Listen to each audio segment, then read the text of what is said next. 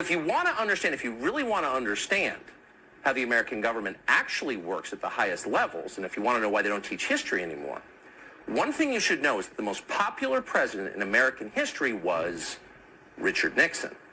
Richard Nixon. Yet somehow, without a single vote being cast by a single American voter, Richard Nixon was kicked out of office and replaced by the only unelected president in American history. So we went from the most popular president to a president nobody voted for. Wait a minute, you may ask. Why didn't I know that? Wasn't Richard Nixon a criminal? Wasn't he despised by all decent people? No, he wasn't. In fact, if any president could claim to be the people's choice, it was Richard Nixon. Richard Nixon was reelected in 1972 by the largest margin of the popular vote ever recorded before or since. Nixon got 17 million more votes than his opponent. Less than 2 years later, he was gone. He was forced to resign. And in his place, an obedient servant of the federal agencies called Gerald Ford took over the White House. How did that happen?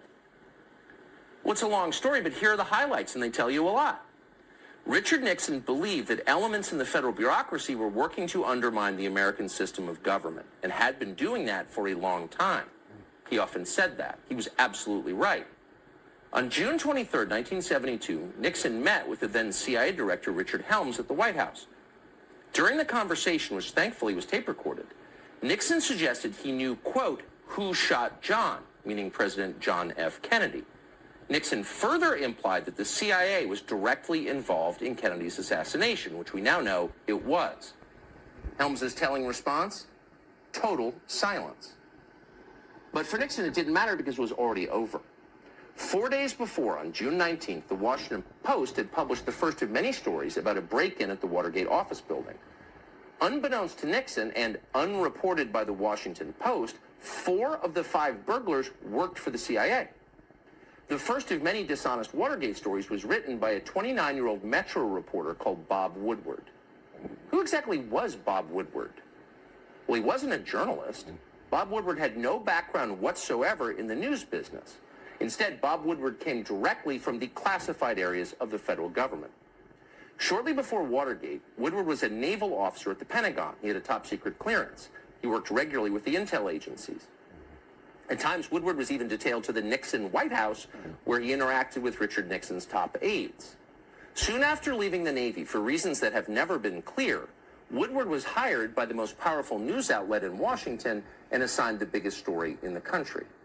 And just to make it crystal clear what was actually happening, Woodward's main source for his Watergate series was the deputy director of the FBI, Mark Felt. And Mark Felt ran, and we're not making this up, the FBI's COINTELPRO program, which was designed to secretly discredit political actors the federal agencies wanted to destroy, people like Richard Nixon. And at the same time, those same agencies were also working to take down Nixon's elected vice president, Spiro Agnew. In the fall of 1973, Agnew was indicted for tax evasion and forced to resign. His replacement was a colorless congressman from Grand Rapids called Gerald Ford. What was Ford's qualification for the job? Well, he had served on the Warren Commission, which absolved the CIA of responsibility for President Kennedy's murder. Nixon was strong-armed into accepting Gerald Ford by Democrats in Congress. Quote, "We gave Nixon no choice but Ford," Speaker of the House Carl Albert later boasted. 8 months later, Gerald Ford of the Warren Commission was the President of the United States. See how that works? So those are the facts. Not speculation, all of that actually happened. None of it's secret. Most of it actually is on Wikipedia. But no mainstream news organization has ever told that story. It's so obvious, yet it's intentionally ignored. And as a result, permanent Washington remains in charge of our political system. Unelected lifers in the federal agencies make the biggest decisions in American government and crush anyone who tries to rein them in. And in the process, our democracy becomes a joke.